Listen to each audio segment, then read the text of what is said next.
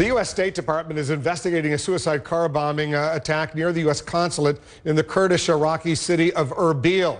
ISIS claimed responsibility for last week's attack, making it the first time it had directly targeted a major U.S. installation. Erbil is also where some American diplomatic personnel were moved away from Baghdad after ISIS moved closer to the Iraqi capital. It raised serious questions about the threat level from ISIS inside the Kurdish territory. Let's go to Erbil right now. I want to bring in Qubad Talabani. He's the Deputy Prime Minister of the Kurdistan Regional Government. He's joining us live from Erbil. Qubad, thanks very much for joining us. The attack on the U.S. consulate, I know no Americans were killed or seriously injured, but is this a wake-up call that ISIS is directly going after the heart of Kurdistan, Erbil, where you are right now?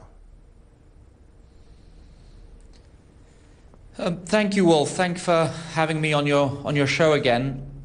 It's well known that in the last few weeks, the Kurdish forces have made significant advances in our fight against ISIS. We've been able to defeat them in numerous battles, and also repel several attempts by ISIL to take back some territory that we had taken from them.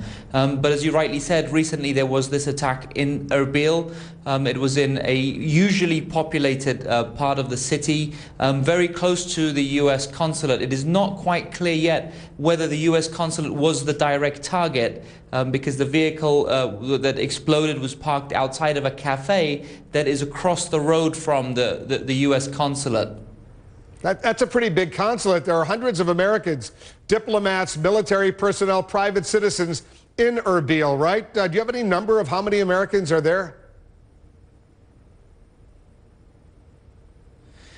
There is a sizable U.S. presence at the consulate in Erbil. They have an economic office, they have cultural offices, and they're doing very good work here, and we're very pleased to have them there. They're in a relatively, obviously a very secure facility, even though it is Erbil, and Erbil is not prone to the kinds of attacks that you're seeing more frequently in other parts of the country. We were very disappointed that this one got through our very tight security service.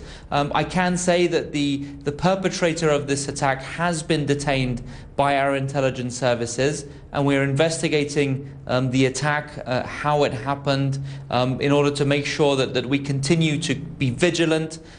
We have to expect, as we continue to hit ISIS and as we continue to defeat ISIS, that they will try to hurt us again in our capital and in other parts of Kurdistan. Are you getting weapons, arms from the United States directly now to your Peshmerga fighters, or do they still have to go through the central government in Baghdad before they reach you? Because, as you know, a lot of members of Congress are upset that it takes a long time, if ever, for some of those weapons to reach your fighters. Wolf, this is still a point of frustration for us in Kurdistan. We're fighting this fight, we're leading this fight against ISIL. We've been the most effective force in this fight against ISIL. We are very grateful for the U.S. support. We're grateful for the U.S. air support in our operations. But we are not getting the weapons and the ammunitions that we need to continue this fight for a sustained period of time. I get a feeling that we're being drip-fed weapons to be able to fight battle per battle. It still has to go through some process of clearance from Baghdad, and there's still a level of complication that, in all honesty, we've gotten accustomed to. But we're talking about a long-term war against a very violent group, and this is going to require more sustained support and more kind of continued support. Direct ammunitions. We've proven our effectiveness in being able to use these weapons. We've defeated ISIS. We've continued to defeat ISIS continually since the start of this conflict in June and July.